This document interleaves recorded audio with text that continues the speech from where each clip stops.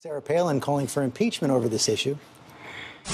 Enough is enough of the years of abuse from this president. His unsecured border crisis, for me, is the last straw. It makes kind of the battered wife say, no mas, that's enough.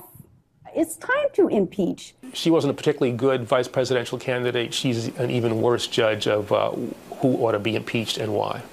So, Chris, it's not surprising that Eric Holder would hold that view. I was a little bit surprised how clear Robert Goodlatte was today on saying no impeachment. And, of course, Speaker Boehner was as well. I guess there's some concern. Everybody remembers 1998, impeach President Clinton. Republicans actually lose seats in the House. Yeah, no responsible Republican elected official has called for impeachment.